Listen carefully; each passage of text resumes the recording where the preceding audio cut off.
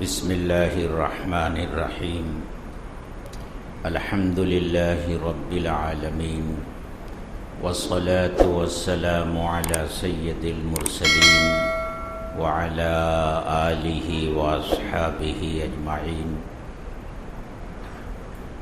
اما بعد فاعوذ باللہ من الشیطان الرجیم بسم اللہ الرحمن الرحیم ظهر الفساد في البر والبحر بما كسبت أيدي الناس ليذيقهم بعد الذي عملوا لعلهم يرجعون وقال تبارك وتعالى في موضع آخر ما أصابكم من مصيبة فبما كسبت أيديكم ويعفو عن كثير صدق اللہ العظیم۔ محترم بزرگوں اور دوستوں، ہم سب اللہ کا شکر ہے کہ ایمان والے ہیں، اور اس بات پر ہمارا یقین کامل ہے کہ یہ کائنات اور کائنات کی ہر چیز اللہ نے بنائی ہے، اور یہاں کا پورا نظام اللہ ہی چلاتے ہیں۔ اس دنیا میں جو کچھ بھی ہوتا ہے وہ اللہ ہی کی مرضی سے ہوتا ہے، اللہ کی مرضی کے خلاف نہیں ہوتا۔ بارش برستی ہے تو اللہ کی ہی مرضی سے برستی ہے، بارش اگر رکتی ہے تو اللہ ہی کی مرضی سے رکتی ہے، سیلاب آتا ہے تو اللہ ہی کی مرضی سے آتا ہے، خشک سالی آتی ہے تو اللہ ہی کی مرضی سے آتی ہے۔ اس دنیا میں جتنے بھی انقلابات پیش آتے ہیں سب اللہ کی مرضی سے پیش آتے ہیں۔ کوئی تخت پر بیٹھتا ہے تو اللہ ہی کی مرضی سے بیٹھتا ہے، کوئی تخت سے اترتا ہے تو اللہ ہی اسے اتارتے ہیں۔ کوئی قوم ترقی کرتی ہے تو اللہ ہی کے حکم سے، کوئی قوم پستی میں گرتی ہے تو اللہ ہی کے حکم سے، یعنی اجتماعی اور انفرادی طور سے جو بھی تبدیلیاں اور تغیرات اس دنیا میں واقع ہوتے ہیں وہ سب اللہ ہی کی مرضی سے ہوتے ہیں۔ حتیٰ کہ ہماری اور آپ کی انفرادی زندگی میں بھی جو حالات آتے ہیں، ہم اگر خوشحال ہوتے ہیں تو اللہ ہی کی مرضی سے ہوتے ہیں، اگر ہم تنگ دستی سے دوچار ہوتے ہیں تو اللہ ہی کی مرضی سے ہوتے ہیں، ہمیں صحت ملتی ہے تو اللہ ہی کی مرضی سے ملتی ہے، اور بیمار ہوتے ہیں تو اللہ ہی کی مرضی سے ہوتے ہیں۔ اس دنیا میں کوئی کام اللہ کی مرضی کے خلاف نہیں ہو سکتا، وہی ہوتا ہے جو اللہ چاہتے ہیں۔ اس پر ہم سب کا الحمدللہ ایمان ہے اور یقین ہے کہ اللہ ہی اس کائنات کے خالق بھی ہیں، مالک بھی ہیں، اور وہی اس کائنات کے نظام کو چلا رہے ہیں، اور ان کی منشا اور مرضی کے خلاف اس کائنات میں کچھ نہیں ہوتا۔ اس کے ساتھ ساتھ ہم اس دنیا میں دیکھتے ہیں کہ دنیا کبھی ہمیشہ ایک حالت پر نہیں رہتی، اس میں تبدیلی آتی رہتی ہے، انقلاب آتا رہتا ہے، بدلاؤ آتا رہتا ہے، اجتماعی طور سے بھی اور انفرادی طور سے بھی۔ یہ امت بھی اسی دنیا میں رہتی ہے، لہذا دنیا کا جو قانون اللہ نے بنایا ہے، جو نظام بنایا ہے، اسی نظام کے تحت اس امت کے اوپر بھی حالات آتے ہیں، اور مختلف قسم کے تغیرات سے یہ امت ماضی میں بھی گزری ہے، آج بھی گزر رہی ہے، اور قیامت تک اسی طرح ہوتا رہے گا۔ آج کی دنیا میں جو حالات ہیں، اور خاص طور سے ہمارے ملک میں جو حالات ہیں، تو دنیا کی بات تو جانے دیجئے، جس ملک میں ہم رہتے ہیں، اس ملک کے جو حالات ہیں، ایک تو وہ حالات ہیں جو عمومی ہیں، جس سے سب کو سابقہ ہے، اس میں مذہب کا، دین کا، دھرم کا کوئی عمل دخل نہیں ہے۔ ان حالات سے اکثریت بھی دوچار ہے اور اقلیت بھی دوچار ہے، اور کچھ مخصوص حالات ایسے ہیں جو اس ملک میں اس وقت ہم مسلمانوں کو درپیش ہیں۔ وہ حالات جو ملک کے ہر شہری کو درپیش ہیں، آپ جانتے ہیں اسے، وہ مہنگائی ہے، غربت ہے، بدامنی ہے، قتل و خونریزی ہے، اور اسی طرح عفت و عصمت کی تاراجی ہے، کمزوروں پر ظلم اور زیادتی ہے۔ یہ وہ حالات ہیں جو اس ملک میں بسنے والے تمام لوگوں کو درپیش ہیں، چاہے وہ اقلیت میں ہوں یا اکثریت میں ہوں۔ اگر مہنگائی ہے تو سب کے لیے ہے، صرف ہم مسلمانوں کے لیے نہیں ہے، بلکہ ملک کے ہر شہری کے لیے۔ اسی طرح غربت ہے تو ہر ایک کے لیے ہے۔ جان، مال، عزت و آبرو کی حفاظت کا مسئلہ ہے تو سب کے لیے ہے۔ سیلاب کا آنا ہے تو سب کے لیے ہے، خشک سالی ہے تو سب کے لیے ہے۔ اس میں اقلیت اور اکثریت کے درمیان کوئی تمیز نہیں ہے، اور ہم یہ دیکھ رہے ہیں کہ ملک ان حالات سے بری طرح دوچار ہے۔ آپ دیکھتے ہیں کہ ہمارے ملک کے کسی علاقے میں خشک سالی ہے، بارش رکی ہوئی ہے، اور کچھ علاقے ہیں جو سیلاب کی زد میں ہیں، وہاں آبادیاں جو ہے تباہ اور برباد ہو رہی ہیں سیلاب کی وجہ سے۔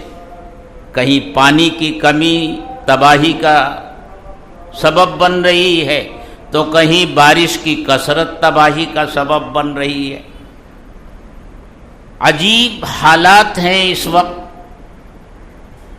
اس سے بھی اندازہ ہوتا ہے کہ یہ سب کچھ اللہ کی طرف سے ہوتا ہے۔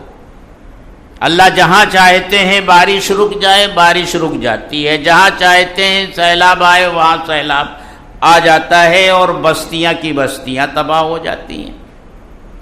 ابھی کل تک جن علاقوں سے یہ تشویشناک خبر آ رہی تھی کہ فصلیں تباہ ہو گئیں، سوکھ گئے کھیت، اور کسان مایوس ہیں، آج انہی ضلعوں سے اور ملک کے انہی علاقوں سے یہ خبر آ رہی ہے کہ سیلاب کی وجہ سے بستیاں کی بستیاں بہہ گئیں، شہروں میں پانی بھر گیا، راستے رک گئے، اتنی جانیں ضائع ہو گئیں، اتنے مکانات گر گئے، اتنے لوگ دیواروں کے نیچے دب کر شہید ہو گئے۔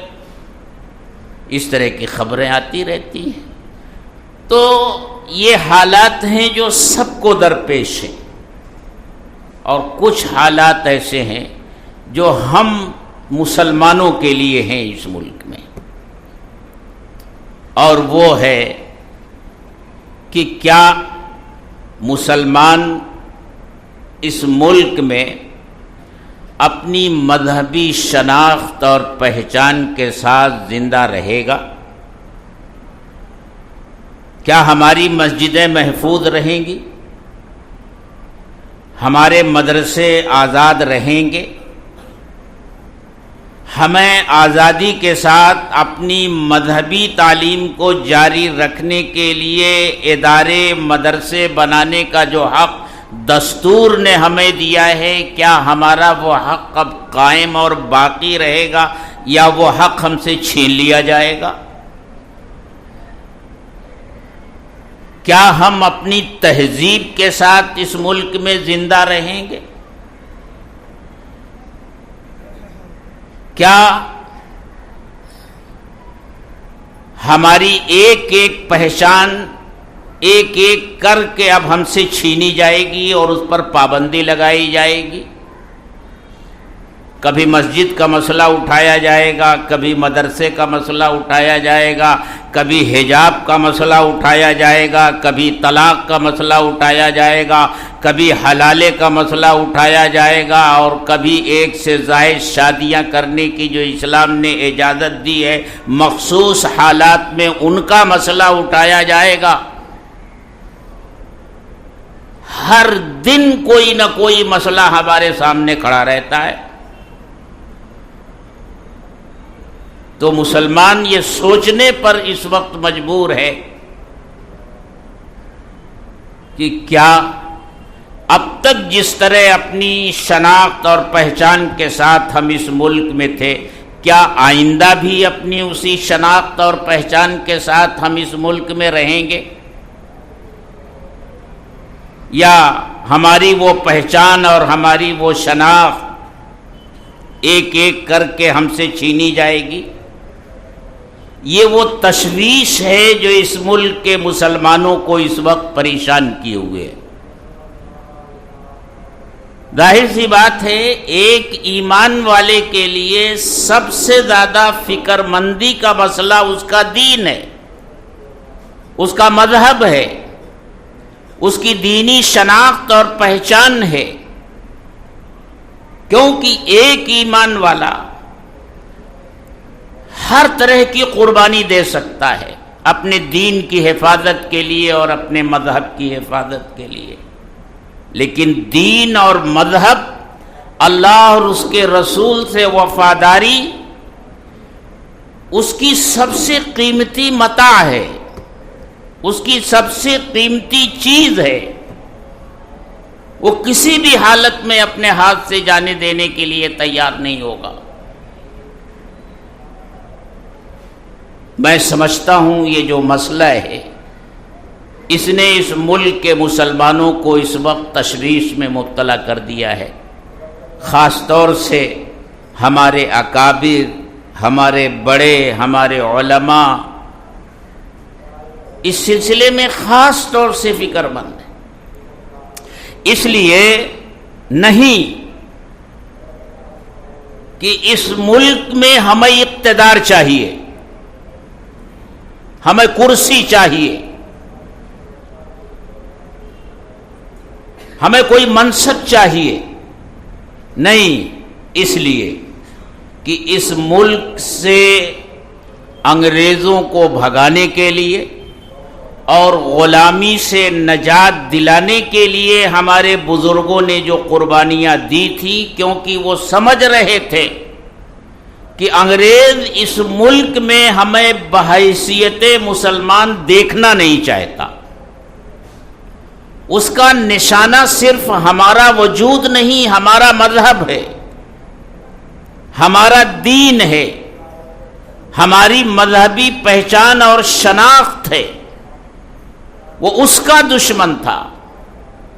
اس کی خاطر ہمارے بزرگوں نے اس ملک میں جنگ آزادی چھیڑی تھی اور انگریزوں سے اس ملک کو آزاد کرانے کے لیے ایسی قربانیاں دی جس کی نظیر ہندوستان کیا بلکہ دنیا کی تاریخ میں کسی ملک کو غلامی سے آزاد کرانے کے لیے جو قربانیاں دی گئی ہیں اس کی نظیر وہاں نہیں ملتی، اس کی مثال وہاں نہیں ملتی۔ مسئلہ صرف یہ نہیں تھا کہ ہمارا ملک آزاد ہوگا تو یہاں ہم خوشحالی کی زندگی بسر کریں گے، روزی روٹی کمائیں گے اور جاگیریں، منصب اور عہدے حاصل کریں گے، وہ بھی ہوتا ہے، لیکن اصل منشا اور اصل مقصد دین کی حفاظت تھی۔ انگریز حکومت ہمارے مذہب کے لیے خطرہ بن رہی تھی، ہمارے دین کے لیے خطرہ بن رہی تھی، ہماری مذہبی شناخت کے لیے وہ خطرہ بن رہی تھی۔ اس لیے ہمارے بزرگوں نے اس ملک کی آزادی کے لیے اپنی جان کی بازی لگائی تھی۔ ملک آزاد ہونے کے بعد 75 سال ہو گئے ملک کو آزاد ہوئے، لیکن تقسیم کی وجہ سے جو مسائل اس ملک کے مسلمانوں نے جھیلے ہیں اور جس طرح انہیں پچھلی صف میں لا کر کھڑا کر دیا گیا ہے، اور جس طرح 75 سالوں میں اس ملک میں مسلمانوں کے خلاف سازشیں کی گئی ہیں، پہلے تو یہ سب کچھ بند دروازے کے پیچھے ہوا کرتا تھا، لیکن اب تو علی الاعلان اور کھل کر سب کچھ ہو رہا ہے۔ یہ سب کیوں ہو رہا ہے؟ کیا یہ اللہ کی مرضی اور اللہ کی منشا کے اور اللہ کے نہ چاہتے ہوئے یہ سب کچھ ہو رہا ہے؟ کیا اس دنیا میں کوئی ہے کہ کوئی کام اللہ نہ کرنا چاہے اور وہ کر لے؟ یا کوئی کام اللہ چاہے اور اس کو وہ روک دے؟ ہے کوئی ایسی ذات، ہے کوئی ایسی طاقت، ہے کوئی ایسا جو اللہ کی مرضی کے خلاف جا کر یہ سب کچھ کر سکتا ہو؟ ہمارا ایمان ہے کہ ہرگز نہیں۔ اللہ نے اپنے حبیب حضرت محمد الرسول اللہ صلی اللہ علیہ وسلم کی زبان مبارک سے یہ اعلان کروا دیا تھا، قل اللہم مالک الملک تؤتی الملک من تشاء وتنزع الملک ممن تشاء وتعز من تشاء وتذل من تشاء بیدک الخیر انک علی کل شیء قدیر۔ اے محمد صلی اللہ علیہ وسلم آپ کہہ دیجئے اللہم مالک الملک، اے اللہ آپ ہی ملک کے مالک ہیں، تؤتی الملک من تشاء، جسے چاہتے ہیں ملک دیتے ہیں، وتنزع الملک ممن تشاء، اور جس سے چاہتے ہیں حکومت چھین لیتے ہیں، وتعز من تشاء، جسے چاہتے ہیں عزت دیتے ہیں، وتذل من تشاء، اور جسے چاہتے ہیں ذلیل کر دیتے ہیں، ذلت دیتے ہیں۔ بیدک الخیر، آپ کی ہی ہاتھ میں خیر ہے اور شر بھی آپ ہی کے ہاتھ میں ہے۔ انک علی کل شیء قدیر، بے شک آپ ہر چیز پر قادر ہیں۔ تو یہ سب کچھ کیوں ہو رہا ہے؟ آج ہماری مجلسوں میں، ہماری بیٹھکوں میں، ہماری نجی گفتگو میں، عام گفتگو میں ہر جگہ اس کا تذکرہ ہے، اس کے مختلف اسباب بتائے جاتے ہیں۔ یہ سب کچھ جو ہو رہا ہے اس وجہ سے ہو رہا ہے، یہ جب کچھ ہو رہا ہے اس وجہ سے ہو رہا ہے، اس کا یہ سبب ہے، یہ سبب ہے، یہ سبب ہے، یہ سبب ہے۔ کبھی ہم نے اللہ سے نہیں پوچھا کہ اللہ یہ حالات ہمارے اوپر کیوں آ گئے، ایسا کیوں ہوا، اور ہمارے ساتھ ایسا کیوں ہو رہا ہے؟ کبھی ہم نے اللہ سے نہیں پوچھا کہ اس کے اسباب کیا ہیں۔ لیکن یہ مت سوچئے کہ بھئی اللہ سے پوچھنے کا طریقہ کیا ہے، اللہ سے پوچھا کیسے جا سکتا ہے۔ اللہ نے اپنی کتاب نازل کی ہے،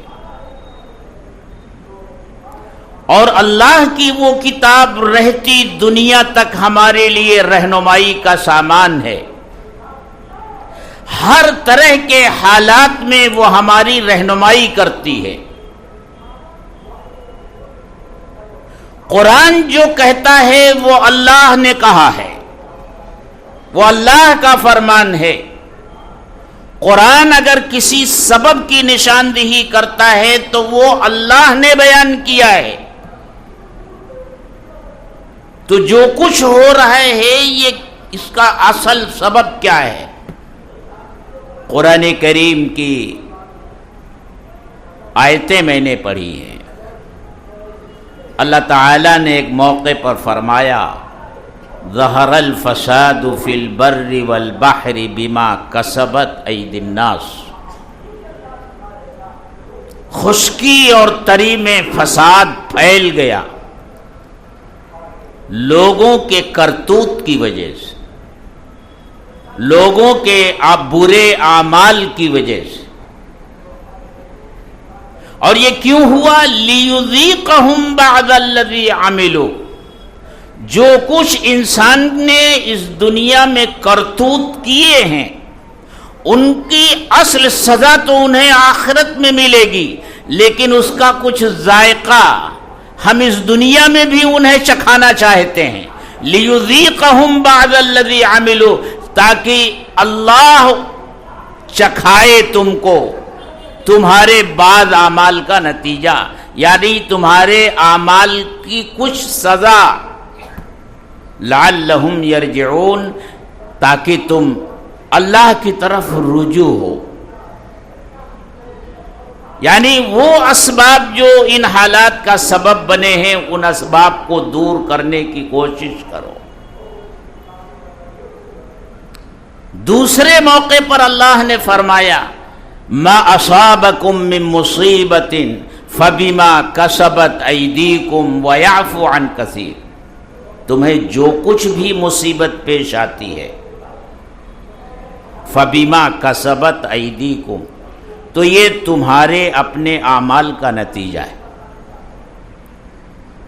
لیکن تمہارے تمام برے اعمال کا نتیجہ اللہ تعالیٰ اس دنیا میں ظاہر نہیں فرماتے. وَيَعْفُو عَنْ كَثِيرٍ، بہت سے اعمال کو تو اللہ تعالیٰ معاف بھی کر دیتے ہیں.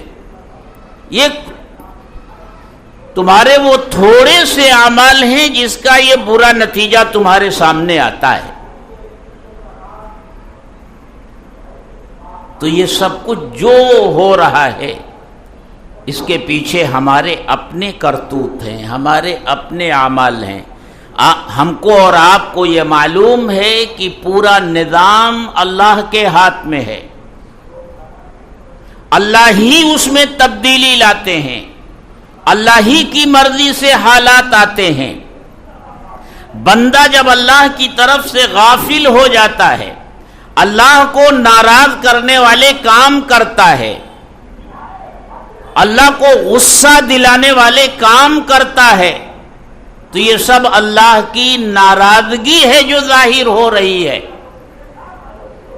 اب ظاہر سی بات ہے، حالات کی اصلاح اگر ہم کرنا چاہتے ہیں تو اللہ کی طرف رجوع کرنا ہوگا، توبہ کرنی ہوگی، معافی مانگنی ہوگی. جو کچھ ہماری جانب سے اب تک کوتاہیاں اور کمیاں ہوئی ہیں ان کا محاسبہ کر کے ان کو دور کرنے کی کوشش کرنی ہوگی، اور پھر اللہ سے مدد مانگنی ہوگی. اس دنیا میں اللہ کا یہ بھی قانون ہے کہ صرف دعا نہیں، صرف دعا نہیں، صرف دعا نہیں، پہلے اللہ کی طرف قدم بڑھاؤ پھر دعا کرو. وہ دعائیں مستجاب ہوتی ہیں. بندہ اللہ کی طرف قدم نہ بڑھائے اور آرزو اور تمنا رکھے کہ اللہ مدد فرمائیں گے تو یہ خام خیالی ہے. اس دنیا میں اللہ کا یہ ضابطہ اور اللہ کا قانون نہیں ہے. بندہ اللہ کی طرف قدم بڑھاتا ہے تو اللہ مدد کرتا ہے۔ قرآن کریم نے بھی واقعات ذکر کیے ہیں کہ جب تک بندہ قدم نہیں بڑھاتا اللہ کی مدد نہیں آتی، اللہ مدد نہیں کرتے۔ اس سے پہلے بھی میں نے حضرت یوسف علیہ السلام کے واقعے کے اس حصے کو بیان کیا ہے کہ جب کئی دروازوں کے پیچھے زلیخا نے حضرت یوسف علیہ السلام کو گناہ کی دعوت دی اور اپنی طرف مائل کرنے کی کوشش کی، اور جتنے دروازے تھے ہر دروازے میں قفل لگا دیا، تالے لگوا دیے کہ یوسف بھاگ نہ سکیں اور گناہ کرنے پر مجبور ہو جائیں۔ لیکن ہوا کیا؟ یوسف علیہ السلام کے بس میں جتنا تھا اتنا انہوں نے کیا۔ قفل لگے ہوئے دروازے کی طرف وہ بھاگے، اور پھر آگے کا کام اللہ نے کیا کہ دروازے خود بخود کھلتے چلے گئے۔ لیکن یوسف علیہ السلام نے اتنا تو کیا جتنا ان کے بس میں تھا، باقی جو ان کے بس میں تھا وہ کر نہیں سکتے تھے، وہ اللہ نے کیا، دروازوں کو کھول دیا اللہ نے۔ کیا اللہ اس پر قادر نہیں تھا کہ یوسف علیہ السلام کے دروازوں کی طرف بھاگے بغیر دروازے کھل جاتے؟ یقیناً اللہ اس پر قادر تھا کہ یوسف علیہ السلام اپنی جگہ پر کھڑے رہتے، کچھ کوشش انہوں نے نہ کی ہوتی اس گناہ سے بچنے کے لیے، کوئی کوشش نہ کی ہوتی، بس دل میں ایک خیال آیا ہوتا کہ مجھے اس گناہ سے بچنا چاہیے، اور اس خیال کے آتے ہی اللہ دروازوں کو کھول دیتے۔ کیا اللہ اس پر قادر نہیں تھے؟ یقیناً قادر تھے۔ لیکن یوسف علیہ السلام کے بس میں جتنا تھا اس پر عمل کیا، قدم بڑھایا تو اللہ نے دروازے کھول دیے۔ اس دنیا میں اللہ کا یہی دستور ہے۔ ایک حدیث میں آتا ہے، حدیث تو دوسرے موضوع کی ہے، لیکن اس حدیث میں بھی یہی سبق موجود ہے کہ جو شخص مقروض ہو جائے، اس کے ذمے کوئی بڑا قرض آ جائے اور وہ اس قرض کی ادائیگی کی نیت رکھتا ہو، اور صرف نیت نہیں، اس کے لیے کوشش بھی کر رہا ہو۔ کوشش یہ مثلاً اگر لاکھوں کا قرض ہے اور وہ لاکھ روپیہ جمع نہیں کر سکتا، لیکن اس کی دینے کی نیت ہے، وہ 10-5 روپے کر کے جمع کر رہا ہے کہ میں جو میرے ذمے قرض ہے میں ادا کروں گا، یہ میری نیت ہے، وہ تھوڑا تھوڑا بچا کے رکھ رہا ہے، تو حدیث میں آتا ہے کہ اللہ اپنے اس بندے کی ضرور مدد کرتا ہے اور قرض کی ادائیگی کروا دیتا ہے۔ کبھی تو اسی دنیا میں ایسے انتظام اللہ کر دیتا ہے کہ قرض کی ادائیگی ہو جاتی ہے، اور اگر اس دنیا میں نہیں ہوا تو قیامت کے دن اللہ تبارک و تعالی اس بندے کی طرف سے اس شخص کو دیتا ہے جس کا قرض تھا، اور اس کو راضی کر لیتا ہے، اور اللہ تعالی اس بندے کا جو حق اس بندے کے اوپر تھا اس کو دور فرما دیتا۔ لیکن جس کے ذمے قرض ہو وہ بیٹھ کر یوں کہے ہاں قرض تو ہے لیکن دینے کا ارادہ نہ ہو، دینے کا ارادہ نہ ہو تو کبھی توفیق نہیں ہوتی، قرض کی ادائیگی کی کبھی توفیق نہیں ہوتی۔ تو یہ صرف قرض کا مسئلہ نہیں ہے، یہ ہر عمل میں یہی مسئلہ ہے۔ مثال کے طور پر ایک شخص کی زندگی کی بہت ساری نمازیں چھوٹ گئی، برسہ برس وہ نماز سے دور رہا، اور اب اللہ نے اسے توفیق دی ہے، وہ نمازوں کا پابند ہو گیا۔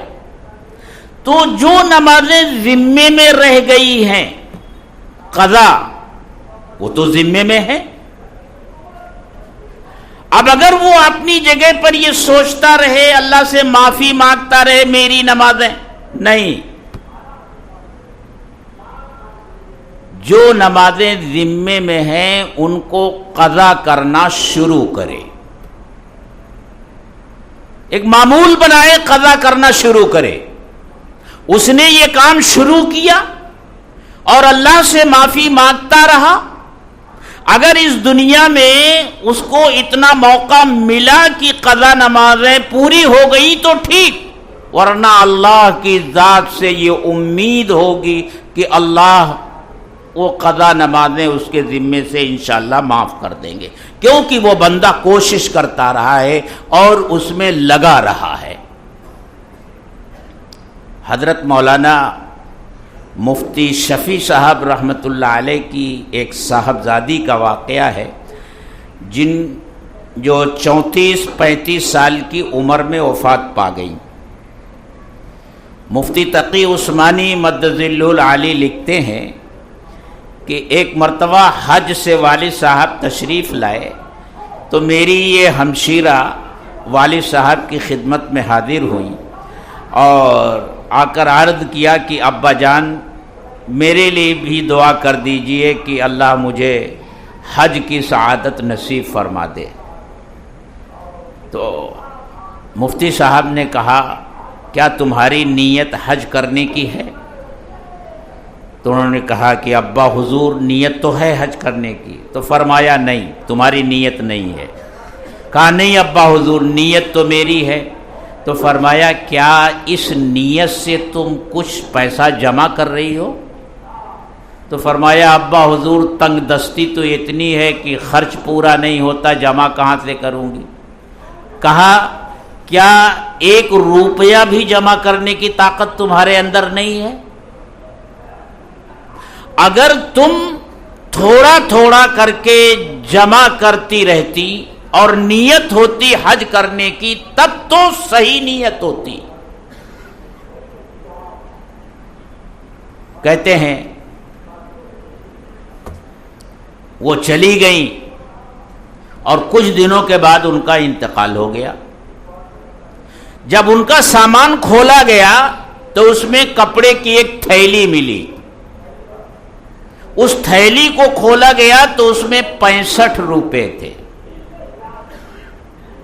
اور اس میں ایک پرچی رکھی ہوئی تھی کہ یہ میرے حج کے پیسے. وہ جمع کرنے لگے تھے اس وقت. مفتی تقی عثمانی مدظلہ العالی فرماتے ہیں کہ اس کے بعد جب میرے والد صاحب حج کے لیے تشریف لے گئے تو انہوں نے دیکھا کہ جبل رحمت پر میری وہ بچی جبل رحمت پر چڑھ رہی ہے.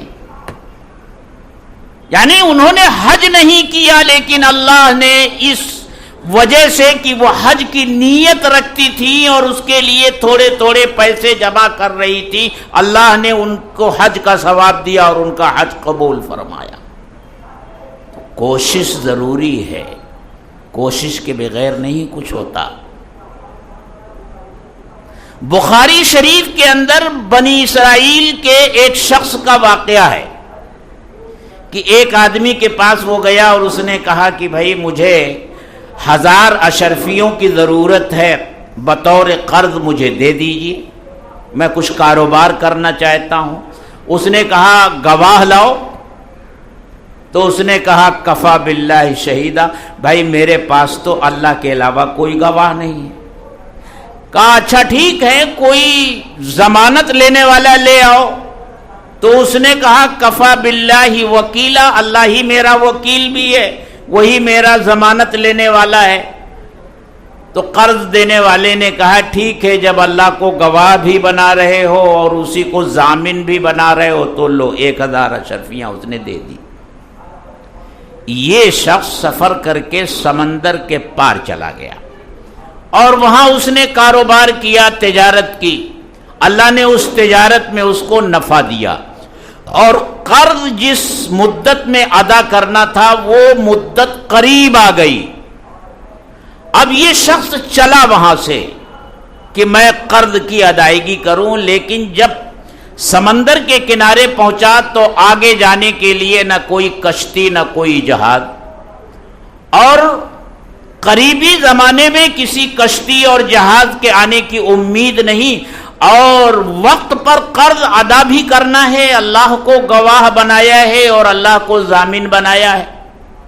تو اس نے ایک کام کیا کہ کھجور کا جو تنا ہوتا ہے اس کا ایک ٹکڑا لیا، اس کو اندر سے کھوکھلا کیا، اور یہ 1000 اشرفیاں اسی میں رکھ کر کے اس کو دونوں طرف سے بند کر دیا، ڈھکن لگا دیا، ڈاٹ لگا دیا، اور سمندر میں ڈال دیا اس کو کہ اے اللہ میں نے تجھے گواہ بنایا تھا، تجھے وکیل بنایا تھا، وقت آ پہنچا ہے، اے اللہ یہ میں آپ کے حوالے کرتا ہوں، آپ میرے ضامن تھے، اسے اس کے مالک تک پہنچا دیجئے۔ سمندر کی لہروں کے حوالے کر دی۔ اب دیکھیے اللہ کی مرضی کہ ایک دن یہ شخص جس کا قرض تھا یہ سمندر کے کنارے تفریح کرنے کے لیے گیا ہوا تھا، دیکھا کہ لکڑی کا ایک ٹکڑا بہتا ہوا کنارے آ رہا ہے، اس کو خیال آیا کہ یہ لکڑی ہے، یہ میرے کام آئے گی، اس کو نکلوا لیا، گھر لایا تو سوچا کہ اس کو چیر کر کے اور اس کو استعمال میں لاؤں گا، لیکن جب دیکھا کہ دونوں طرف سے اسے بند کیا گیا ہے تو پھر اس نے کھولا تو دیکھا اس میں 1000 اشرفیاں تھیں، وہ اسے مل گئی۔ پھر کچھ دنوں کے بعد جب وہ شخص آیا تو یہ سوچ کر آیا تھا کہ پتہ نہیں وہ اشرفیاں اس کو ملی ہیں یا نہیں ملی ہیں، وہ 1000 اشرفیاں اور لے کر آیا اور کہا بھائی دیر ہو گئی اور وقت نکل گیا لیکن میں سفر نہیں کر سکا، یہ 1000 اشرفیاں میں نے آپ سے لی تھی۔ تو اس نے کہا جس کو تم نے ضامن بنایا تھا وہ 1000 اشرفیاں اس نے مجھ کو پہنچا دی ہیں۔ بندہ جب کوشش کرتا ہے ادائیگی کی تو اللہ اس طرح ادا کرواتے ہیں، اس طرح پورا کرواتے ہیں۔ کوشش ہونی چاہیے بندے کی طرف سے، بغیر کوشش کے نہیں۔ اس لیے میرے دوستو اس ملک میں جو حالات ہیں، چاہے وہ ہماری مسجدوں پر ہوں، مدرسوں پر ہوں یا کسی بھی معاملے میں ہوں، ہمیں جتنی کوشش کا مکلف بنایا گیا ہے اتنی کوشش ہمیں کرنی ہوگی۔ مثلا سب سے بڑا مسئلہ جان رہے ہیں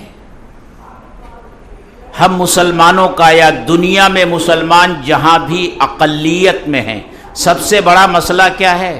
تجارت کا نہیں، روزگار کا نہیں، ملازمت کا نہیں، سب سے بڑا مسئلہ اپنی اولاد کی تعلیم اور تربیت کا مسئلہ ہوتا ہے۔ اور اس وقت ہمارے ملک میں اپنی اولاد کی تعلیم اور تربیت کا مسئلہ منہ پھاڑے ہوئے کھڑا ہے۔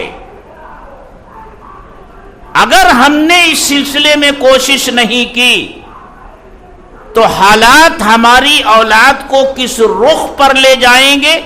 ان کا دین محفوظ رہے گا، ایمان محفوظ رہے گا، اللہ اور اس کے رسول کے وفادار بن کر اس ملک میں اور اس دنیا میں رہیں گے، یا یہ ساری چیزیں خواب و خیال ہو جائیں گی؟ کچھ نہیں کہا جا سکتا۔ اس لیے سب سے پہلے ہندوستانی مسلمانوں کو اپنی اولاد کی فکر کرنی ہوگی، اپنے بچوں اور بچیوں کی فکر کرنی ہوگی۔ تجارت سے پہلے، روزگار سے پہلے، ملازمت سے پہلے، اس دنیا میں کسی بھی مادی ترقی سے پہلے اپنی اولاد کی تعلیم اور تربیت کی فکر کرنی ہوگی۔ پڑھاؤ، جتنا پڑھا سکتے ہو پڑھاؤ، جتنے آگے لے جا سکتے ہو لے جاؤ، لیکن مسلمان باقی رہیں ہمارے بچے، صاحب ایمان باقی رہیں ہمارے بچے، اللہ اور اس کے رسول کے وفادار بن کر اس دنیا میں رہیں ہمارے بچے۔ اس طرح ان کی تعلیم کا انتظام کرو، ان کی تربیت کا انتظام کرو۔ مسئلہ بہت بڑا ہے، لیکن اگر قدم بڑھاؤ گے تو جیسا کہا بندہ جب قدم بڑھاتا ہے تو اللہ مدد کرتا ہے، قدم نہیں بڑھاؤ گے تو اللہ مدد نہیں کرے گا۔ آپ سے اگر کہا جائے کہ بھئی ایسے اسکول بناؤ جس میں عصری تعلیم تو ہو لیکن تربیت کا نظام اسلامی ہو، صرف کرتا پجامہ اور ٹوپی لگا لینے سے تربیت نہیں ہو جاتی، اخلاقی تربیت ہو، جو اسلامی تعلیمات ہوں اس ادارے کے نظام پورا ان اسلامی تعلیمات پر پورا اترتا ہو، صرف کرتا پجامہ پہن لینے سے نہیں۔ ورنہ تو بہت سی تجارت گاہیں کھل گئی ہیں ہمارے ملک میں اسلامی تعلیم اور تربیت کے نام سے، سمجھے؟ وہاں بھی مسئلہ صرف تجارت بن گیا ہے، وہ بڑی بڑی فیسیں۔ ایک صاحب نے خود مجھ سے کہا کہ بھئی آپ کے مدرسے کے پاس تو اتنی زیادہ زمین ہے، یہ اسکول بنا لو، یہ اسکول بنا لو، اور میں گارنٹی دیتا ہوں کہ ان عمارتوں کو بنانے کے لیے تم کو کوئی چندہ نہیں کرنا پڑے گا، جو پیسہ اسکول سے آئے گا اسی سے بلڈنگ بھی کھڑی ہو جائے گی۔ یہی ہو رہا ہے، تجارت ہو رہی ہے، لیکن نہیں، جب تک مخلصانہ کوشش نہیں ہوگی میرے دوستو اللہ کی مدد بھی نہیں آئے گی۔ مخلصانہ کوشش شروع کریں گے ہم تو انشاءاللہ اللہ کی مدد بھی شامل حال رہے گی۔ آج ان مدرسوں کے اوپر حالات آئے ہیں لیکن کوئی فکر کرنے کی ضرورت نہیں ہے، انشاءاللہ یہ حالات بھی گزر جائیں گے۔ اس ملک میں ہمارا سب سے بڑا اثاثہ یہ مدارس دینیہ ہی ہیں، یہ مکاتب اسلامیہ بھی ہیں، جو کچھ چہل پہل ہے اللہ نے انہی مدرسوں کو اس کا ذریعہ بنایا ہے۔ اس سلسلے میں بھی ہمیں فکر مند ہونے کی ضرورت ہے۔ آج گورنمنٹ کیا کر رہی ہے؟